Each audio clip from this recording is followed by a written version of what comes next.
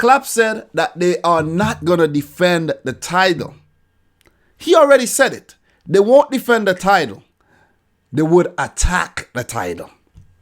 Let me sip some water on that. Next question. Oyvind Vien or Wien. He asked, Klopp said that he will leave Liverpool in 4 years. Do you think Gerrard will take over? It's a tricky one, you know what I mean? Because Steven Gerrard was probably wishing that someone not as good was at Liverpool and not Klopp, so that they could get sacked and he could get the job, his dream job for his club. He's a legend at the club. So with Frank Lampard taking over at Chelsea, Gerrard would have loved to be managing Liverpool at the same time. By the time he eventually gets the job, I think he will get the job eventually if he continues doing well. He's at Rangers. He's been linked to, I think, Bristol City.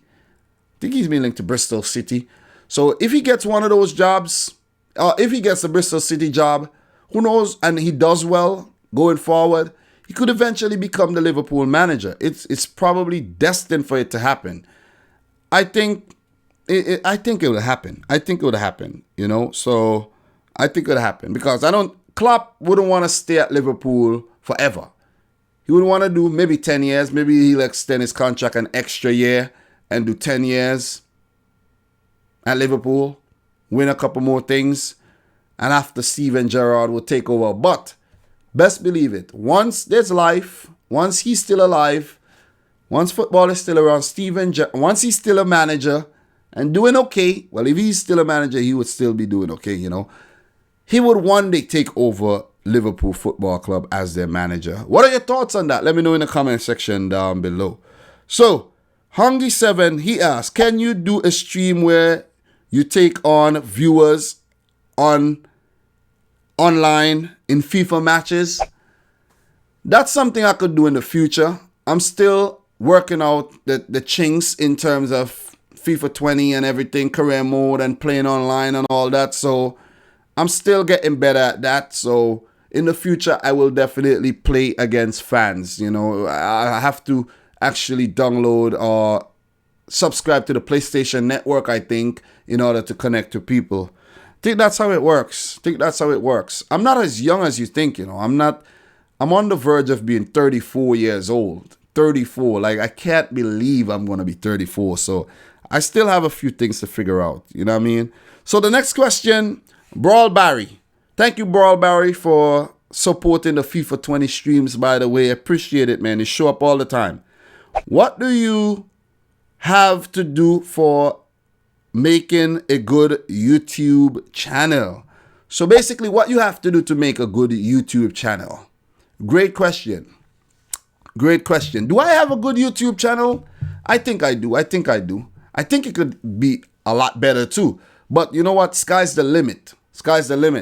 If I try to be as good as I can be now, what's going to be left for next year or the year after? So if I improve slowly and add new things to the channel slowly, I'm just building. I'm staying relevant. You know what I mean? I'm just, just building like a mansion, a castle, a fortress. So what makes a good, what do you have to do to build a good YouTube channel? First of all, there's different types of channels you could make in terms of football channel. I'm talking football. You could either choose to make a channel about your football team that you support. For me, I support City, but this is not a Man City channel. If I want to make a separate Man City channel, I can. But I don't think I'm going to do that right now. There's people who make Liverpool content only, like Ryan LFC. So that's a different type of channels. The thing is, when you have a channel like that, like a Man City only channel, you're restricted to only talking about Manchester City. And when you talk about other clubs, people are like, but this is a City channel. This is what I subscribe for. I didn't subscribe for the other content. So I did not restrict myself by making a City only channel or whatnot. This is a general football channel where I could do whatever I want once it falls within the basis of football. So the key to having a good channel, successful channel, is to be to be, what's the word I'm looking for? What's the word I'm looking for? Damn, the word isn't coming. It's not coming. It's not coming. Consistent. Be consistent. Make sure you add value. Be entertaining. And just show up. Just show up. Speak your thoughts. Be honest with yourself. Be honest with the fans. And you'll be all right. You'll be all right. So that's the best way I could actually answer that question. I could go on and on and on, but no need to. LFC Toronto asks, will you get more debate videos with you and Ryan LFC? Of course. We have been doing a lot of content lately, actually talking about the Premier League match weeks. At this point, still yet to do match week 38. Ryan has been busy, but it is what it is. I might actually have to end up doing it myself, but we'll see about that. But there'll definitely be more content with Ryan in the future and with other football fans, other channels as well. So look forward for that content. Look out for that content. So we have Andre Todorovsky up in here, man. What's up, man? Andre is from Macedonia. He's a City fan. What do you think about Koulibaly to Manchester City? Look. First of all, Koulibaly says he wants to play for City. He would love to play for City or another big club, but he did mention City. And he did also say that he could end up staying at Napoli too. He's 29 years old. He is gonna worth. He's gonna cost. I mean, he's worth over 100 mil, but he's gonna in the climate right now, economic climate, he's gonna cost around 70 million. That's kind of the figure that City does play for players. 70 million pounds, 70 million euros. Look, I'll go in for him, man. I'll go in for Koulibaly. I would absolutely love Koulibaly at Manchester City. If I get Koulibaly at Manchester City, I would be so happy. I'm telling you. I'll be happy because I know with Koulibaly back there, we're going to win things. We're going to win more things. And that's my thoughts on him. That's my thoughts. He's a beast, man. The Senegalese, he's a beast. I would love him. You're wasting your time at Napoli, man. Move. Come over to City. Seriously. So, The Bachelor asks, as a City fan, do you think any foul play is behind the club's ban being overturned? Their fine was reduced and the Champions League being overturned. By the fact that they are still being fined means that there was clear wrongdoing. What are your thoughts? Well, I spoke about this early on in the Q&A. It's a justice system. You say that I'm guilty without providing substantial evidence that was taken illegally by someone who was actually locked up. Evidence that you're not sure is concrete evidence. And you use that basis to prosecute a club which would have caused major financial ramifications. And you ban them 2 years from the Champions League and the Europa League. Fine them 40 million euros. City did what they had to do. They hired the lawyers. It's a justice system. Like, if I'm accused of doing something, I know it's not a personal issue. People are always going to say that, but it's the same kind of thing. If I'm accused of doing something and I know I didn't do it, or even if I did it, and you can't prove if I did it, but you're saying I did it and I got locked up for doing it, if I hire the right lawyer who could prove I didn't do it, I'll get off without any jail time, but I might still get a fine. I might still get a fine for certain things, like, putting things into disrepute or something like that, administrative court fees. I'll still get some kind of fine. I'll still get some kind of fine for something. They'll find something to charge me on. Something. I'm not saying that City are innocent, completely innocent here. I don't think any club is innocent in terms of the whole financial fair play thing. None of them. All of them. They do something to fix up their taxes and fudge up their tax. They do something. They do something to lower tax bills, this, that. Look, we're not going to get into that. But I think City did what they had to do, and they got the ban overturned. And I don't think there was any foul play involved in that. I don't think there was any foul play. They just did what they had to do. It's just the way of the world. It's just the way of things. That's my thoughts on that. So we have another question here from Michael Olapido. Thanks, Michael, for the continued support, bro. Liverpool want Norwich's Lewis and Cantwell. What do you think about them? Will they be good additions to the squad? So, Jamal Lewis, young left back. I think he would do a very good job as a backup left back to Robertson, to be completely honest. Bring him off the bench sometimes, play him in the cups. I think he would be a good addition, and he would fit Liverpool in terms of their financial patterns, not their capabilities, but the way they have been going financially. He wouldn't cost a lot. So to bring in a player like Jamal Williams would not be a bad move at all. To be a backup left back, don't think he'll start many games, but if Robertson isn't fit, I think Lewis could do a pretty good job. He's one of the best players on that Norwich team that got relegated. Definitely one of the best players. As for Todd Cantwell, he has been linked with Liverpool. A very, very neat player. And lately I've been seeing that he's been working very, very hard, doing more attacking, defensive work than attacking work. And he scored a goal in one of their matches lately.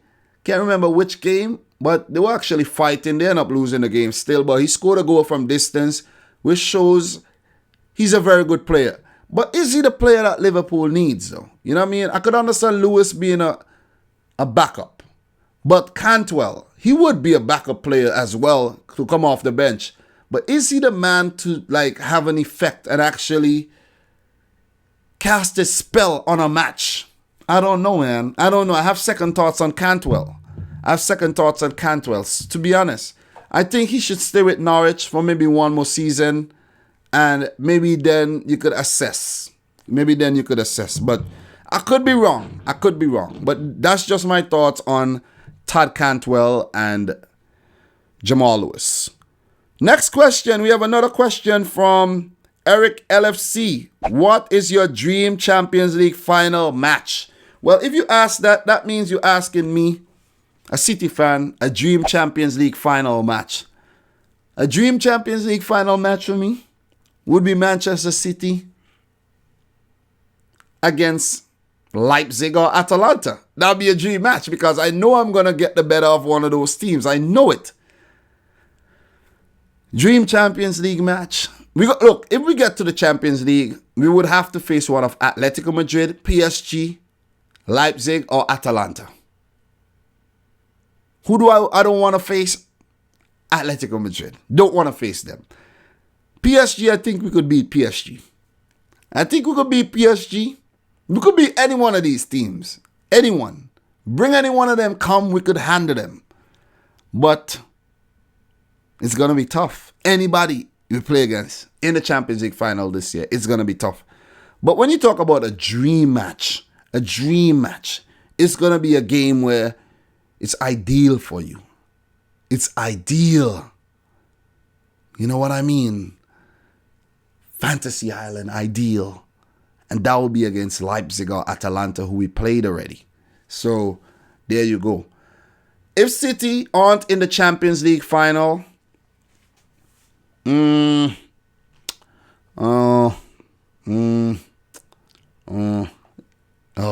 hard. It's hard. A Juventus versus PSG, Atletico Madrid, that'd be nice. A new winner would be nice. Let me just say that. A new winner this season in the Champions League would be nice. Next question. Advenko, what is your favorite thing to do to relax? Favorite thing to do to relax? Sleep. Seriously. Watch a movie, fall asleep while doing it. Favorite thing to do. Have a snack, watch a movie, fall asleep. That's my favorite thing to do to relax. Seriously. I'm not in the Caribbean or any tropical place where I could, string up a hammock and go inside the hammock and drink pina coladas or drink some strong rum or something and just relax. You know what I mean? I'm in New York City, the city that never sleeps. And I work, get off of work, I'm hella tired. The best thing to do to relax is to sleep. Great question, great non-football question. What do you do? What's the best thing you do or your favorite thing to do to relax at Venko? Let me know. Or anybody else, let me know in the comment section down below. Next question, Abe Hiramat. UCL final will be Manchester. UCL final will be Man City versus PSG, and the champions were Manchester City. What about you, Dominic Rich? Well, I actually just talked about that. I actually just spoke about that. It's gonna be very difficult to predict who's gonna be in the final. The tournament is coming up soon, and we're gonna know very soon. We're gonna know very, very soon, and maybe I'll do another Q&A, and then I could further, elaborate on my thoughts on this. Next question, Juma, lovely boy. Will Liverpool win next season's Premier League? Ah, man.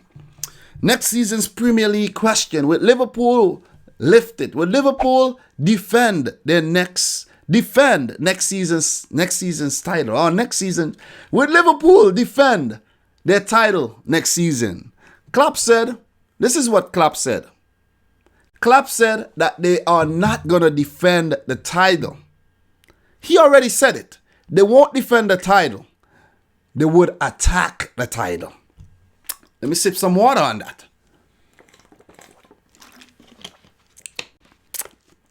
Klopp said they would attack the title. If you see how the trend is going right now, City, 100 points, 98 points. Liverpool, 97 points, 99 points. It means that there's going to be a fall off next season. There's going to be a drop off next season. So with Klopp saying that he's going to attack the title means they are not going to defend their title, which means someone else is going to win the title next season. It won't be Liverpool lifting the Premier League title next season. Is this an early prediction I'm making? No.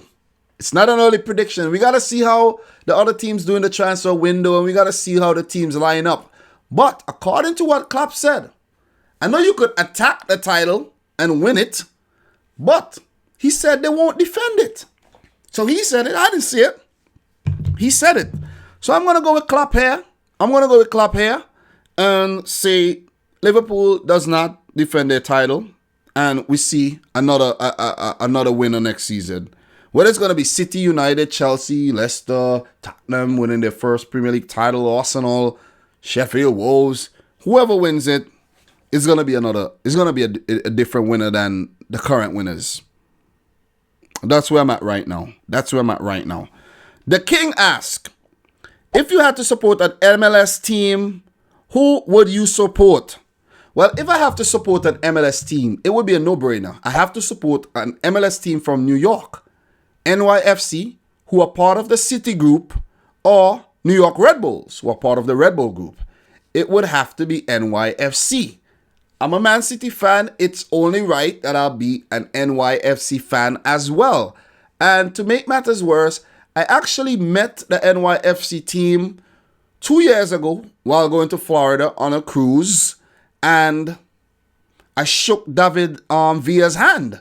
I shook Patrick Vieira's hand. I went on the cruise, and after that cruise, my wife got pregnant. So you know what that means. There was some magic in those handshakes, and I got a son, my first son. I have 2 daughters, and I got a son now. So look, man. It's poetic, man. It's poetic. Everything happens for a reason. So it would be NYFC, though. It would be NYFC, where I could actually get to go to the games. I've never been to an MLS game, too. So I got to change that in the future. Have to change that in the future.